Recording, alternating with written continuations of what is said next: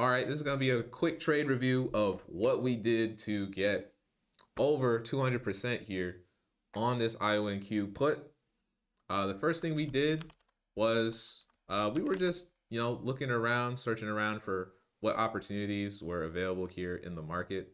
So flipping through tickers, seeing what areas and some stocks today, what triggers they were having.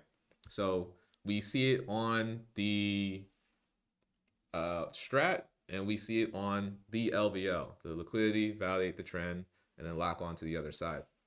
And so some of the secret sauce is going to come into play here. So one of the things we saw, especially since there was some news that dropped the market early before the market even opened, that was what brought a lot of big tech down.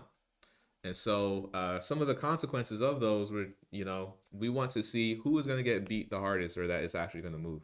And so one of the things was, as I was flipping through tickers, like so, I flip through tickers like this every single day where, I'm just looking for opportunities. And then I want to see what triggers people are having, whether they're going to hit a previous low, then bounce, or if hitting that previous low is going to send them to the gutter. And so one thing I saw here was QUBT, which is in the same sector. It had a hammer, right? And sometimes we call this like a hanging man, right? It had a hammer, but it failed. We broke the low instead with consecutive lower lows, right? Or higher lows, previous to there, right? And so you can knock those out. And so what happened with IONQ was it had the same thing where you had a breaker to the upside and then a breaker to the downside into clearly a huge old gap, right? And when we have this gap, we have just nothingness, right? A lot of left behind orders, and it's just an open space for us to get some chicken, right? And so as I was looking through this, I noticed this as an opportunity once we broke the opening range of the first 30 minutes. So at this moment when we were right here, that was when I was like, okay, definitely an opportunity, because again, we're breaking that same thing. There was a hammer, we're going to break the low of that and then have this whole open space to fill. These two here, this was just because I went on extended hours and found some previous lows on extended hours. So these were some possible areas where we could have bounced, right? And I kind of took knowledge on that.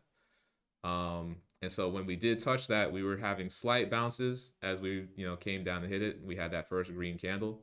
I was like, all right. And so when I then entered was when we rejected one more time, and then we had this opportunity to actually break for a lower low. So what I ended up doing is that at this point, this is when I go and open up the options contract. So I go to the options contract, and at that same time is I open up and I go look. So I open up, see other options contracts as it's falling. There was the $37 put. And I want to just see what was going on there. And this 37 looked really good, right? Because it had all of this activity. I'm just going to get rid of this for a moment. And it was trading inside of the range of the previous day. But the thing was, it was like it didn't reverse off of it. And so what we really want to see and look for is to see what areas and what things are actually hitting the low and then reversing, or at least trading back into the range of the previous day. So then I looked at another contract and I looked at the 36. And then when I saw that, I was like, okay. Because when the day started, we hit the low of the previous day, right? And then we started trading back upwards into that range. And so here around 7 cents is when I started to notice at that same point when we were breaking the orb, right? At 10:35 or so, or 10:50 actually. At 10:50, that is when I was like, all right, I'm getting in. So I got filled at about 9 cents. And my entry when it comes to making these plays, whether we're doing the gap fill or anything, it's just I want to get an entry the moment where we have a real break into the range of that previous day, right? And so when we have that, we have something like this. Um, and so I outline the range with the rectangle, or the indicator does it all for me, of course. And so in this case, I like to get the entry before the LVL even happens. I like to get the entry on the options contract at that liquidity reversal point, right? Without even having to validate the trend. And so then this part, you see, this is where my entry came in. The volume spiked down here. That's me trying to get in.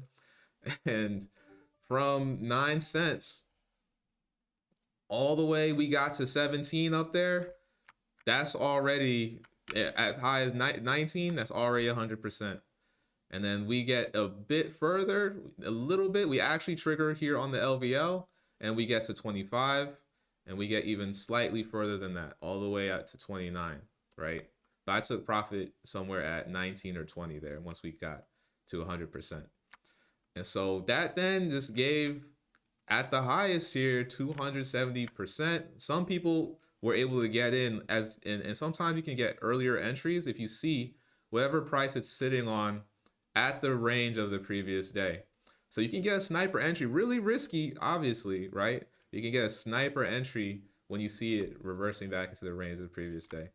And so at 5 cents all the way to 28, that was actually a 400%er. And somebody in the chat actually was able to get at that price, which is crazy. And so charting the options contracts, man, is a beautiful thing. It can simplify, and just as you can see, as the indicator does, you can even get the entry levels and the stop levels or whatnot, or even start to form your own. So for me, if this actually fell back outside of the range of this previous day, that's when I would have been out. So if it fell back to 4 cents, but my entry was at 9. And since my entry, I wasn't worried, you know, because it didn't come back or go red after that point. So that's it, man. That's the whole story.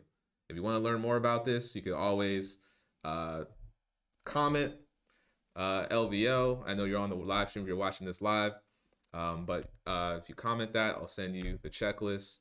I'll let you know about getting access to the indicator. We're gonna have our full challenge on actually testing and going through a lot of trials to actually get consistent with doing this, because this is the 2026 game plan right here, fam. So hopefully this was helpful. Hopefully this opened like a new door that you may have not considered before. And that's how every single Friday I catch a banger nowadays. I look forward to Fridays, finally, after implementing this strategy.